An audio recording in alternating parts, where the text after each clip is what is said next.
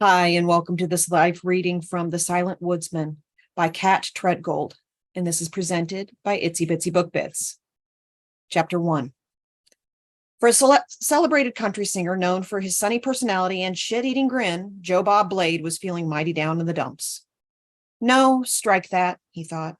Considering that his real name was Joe O'Connell and his true identity was privileged Irish Catholic man with a degree from a top music conservatory, one could more accurately call his state of mind a full-blown existential crisis. Joe paced the plank floor of the log cabin, a space the size of the bathroom in his family's Seattle mansion. His ancient Link's cozy one-room refuge, built deep in the Hoh Rain Forest back in the 60s, might as well be a kennel, and he a dog who had barked himself hoarse. The image was all too apt. Normally, he'd be outside blowing off steam, hiking, climbing trees, fishing, chopping wood, and chasing rabbits, but not hunting them. All the men in his family qualified as expert shots, but he hated the idea of killing anything other than vermin. He would rather dance with the rabbits like Snoopy. The woodpile was becoming a hazard. He'd ask Link or Tom to pack in a roll of wire so he could build a cage around the damn thing.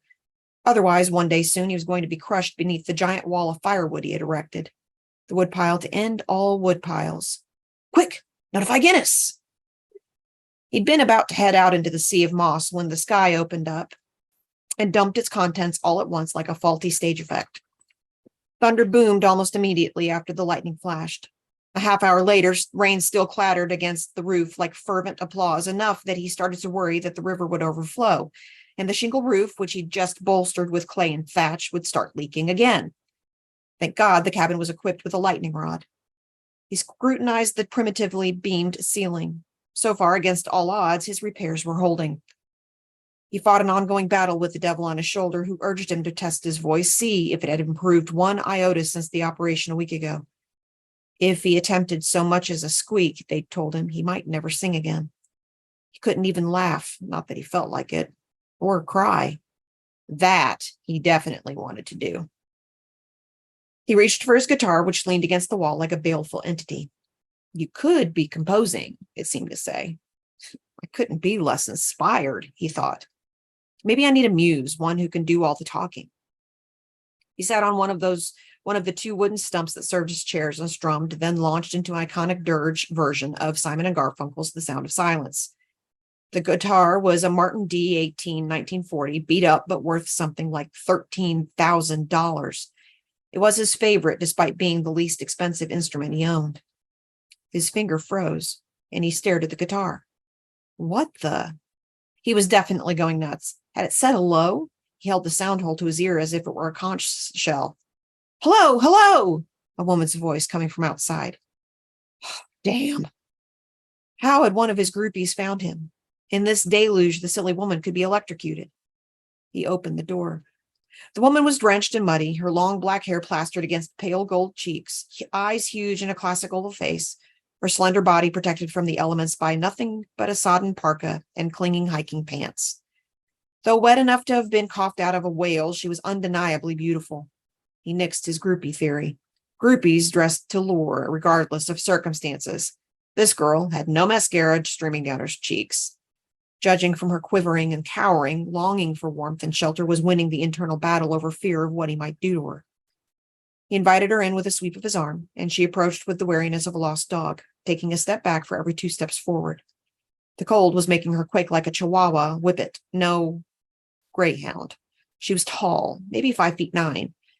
He gave her a broad smile of encouragement, his usual expression when caught in the glare of a spotlight of the flash of a camera. Mr. Friendly. An hour earlier, Allie paused next to a waterfall at least 60 feet high, dazzled by the way it caught the sunlight as it cascaded over a cliff of smooth rock. The sun glistened on the dripping moss, lichen, and liverwort clinging to the gnarly tree limbs, snags, rocks, and nurse logs. Some of it was soft as green fur. Other types sprouted upward like coarse hair or dangled like yards of thick yellow-brown rope.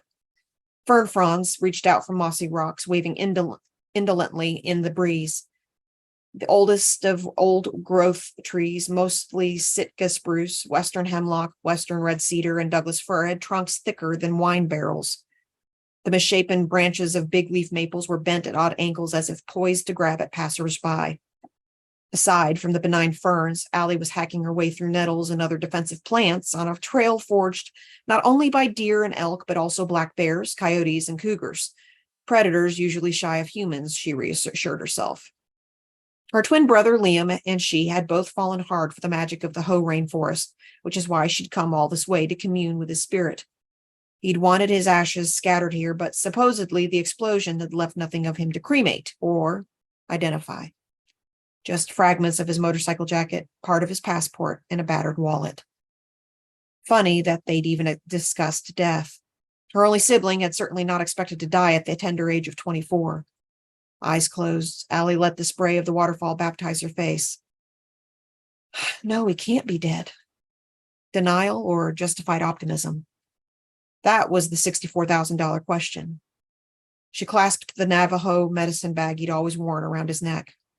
Why had he left it behind? It was supposed to keep him safe. Allie sometimes knew stuff before it happened. It wasn't exactly a voice in her head, more like a random thought stream. A rare message from a spotty psychic network. An hour before she received the terrible phone call, the message had been this: I'm not dead, but they think I am. She'd shaken it off as natural anxiety for the safety of her brother on his first trip abroad. When the phone rang at midnight, her heart stuttered like a needle on a scratched record. As she rushed to answer, the coils of the phone cord defied her, and she'd wrangled it like a poisonous snake before finally getting the receiver to her ear. She believed the reassurance had come from Liam herself. In times of stress, they were on the same wavelength, even when oceans between them. Gazing upward through the dense canopy of moss-coated tree branches, Allie realized that the light had changed. She could see no patches of blue sky.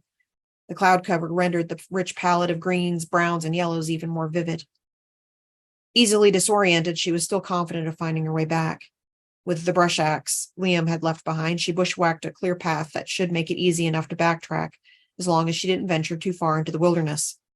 A machete would have been more effective, but way trickier to use without maiming herself. At intervals, to serve as beacons, she tacked small squares of foil to snags. When all 20 were in place, she'd know it was time to turn back.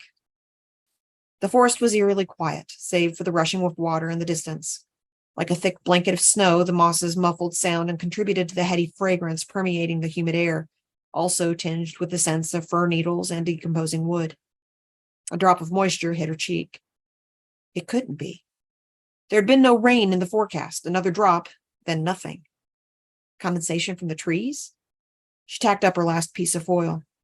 She should head back now. She should have done so already. Her watch read 3 o'clock, and darkness fell early in the forest. In another 10 minutes, she reached a rushing stream. Good enough. This was the place where, if he were truly dead, Liam would let her know. Allie heard only the rubber band twang of frogs along with the shrill calls of varied thrushes. Liam, she whispered, are you there? She sat down on a rock next to a nurse log populated by a thicket of saplings. Louder, she said, you guided me here. I know it. Nothing. She shook her head, disgusted at herself. She'd never been able to summon the voices. She turned the talisman over in her hands, fingering the worn leather lanyard and small suede pouch containing herbs and an arrowhead. How old was it? Who else had worn it? It was a gift from Liam's drama teacher, one of the father figures he had sought out in high school, and the only one who hadn't disappointed him. A stream of sunlight illuminated the pouch. Could that be a sign? She kept on scolding Liam. This is all your fault, bro. Couldn't you confirm that you're alive somehow? Pick up the phone, send me a letter. Are you in a coma? Lost your memory like in some soap opera? Exhausted and dispirited, she slid off the rock and lay on a bed of moss next to a stream. Its babbling was almost like speech. Perhaps it would tell her the answer if she listened long enough. A large black beetle ambled by, and a bright yellow, black-spotted banana slug pushed alongside a rotting log. Her eyes fixed on a clump of yellow mushrooms. Fungi of every shape and size abounded in the rainforest. Maybe she needed magic mushrooms to commune with Liam. Not that she could tell a psychedelic mushroom from a poisonous one. A sob escaped. It sounded so ridiculous that she laughed. For weeks now, she'd been fighting the need to disassociate, to stand outside herself and observe this melodrama she'd been so unfairly cast in. Her new sad planet had too much gravity. Every time she sat on the overstuffed couch in her apartment, she ran the risk of never getting up. She thought of the supposed witches in Salem who were crushed to death by stones. This had to be the psychological equivalent.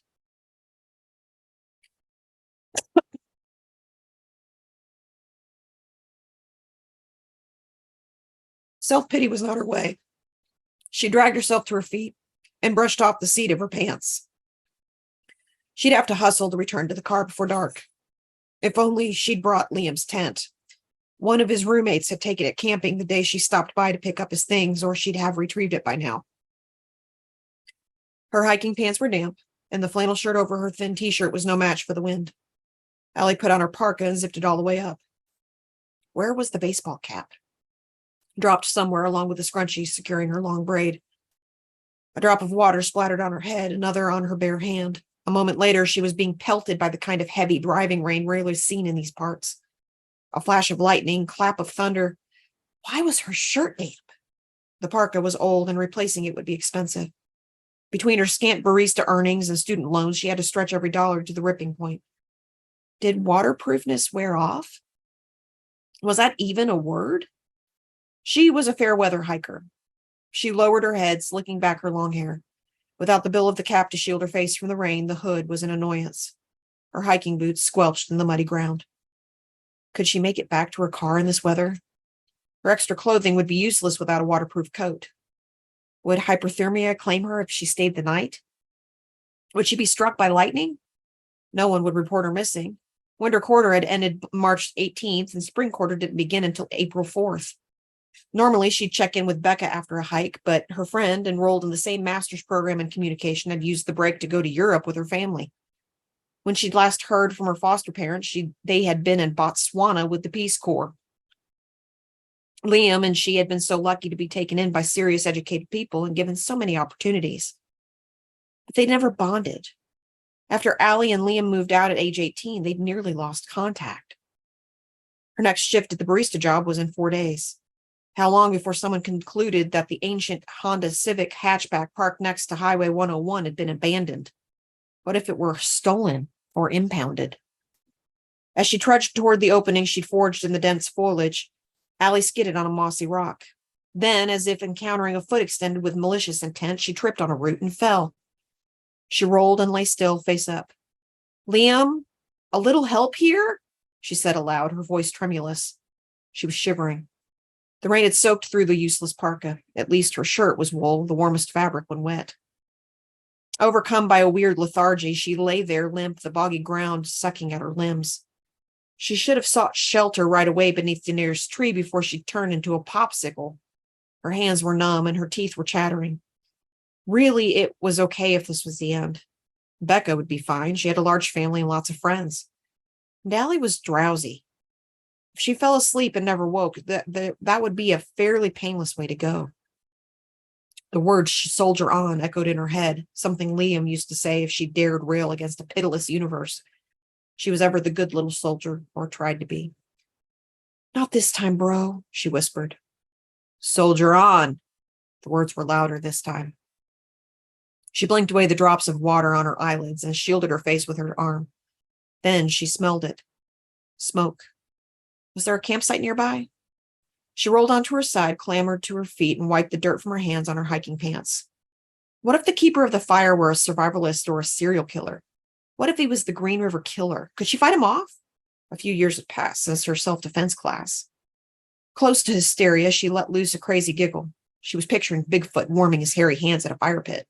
If Bigfoot did exist, was he more human or ape? Could he even build a fire?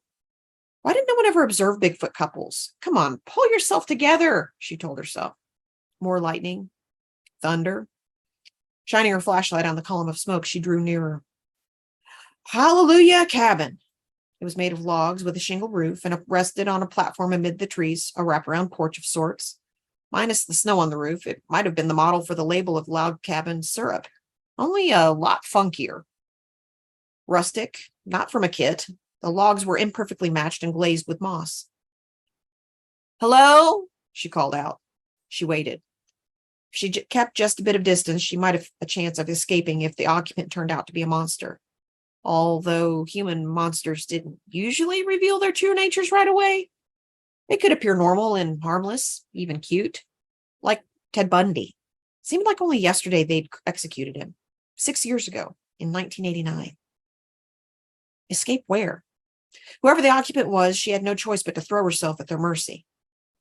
She just stood there, unsteady on her feet, the trembling and chattering threatening to fell her like a rotten snag. The rain was back to the light pitter-patter more typical of the rainforest. It was so quiet she could hear guitar music. She took a few more steps, then shouted, "Hello? Hello?" A door opened, and a man stepped out.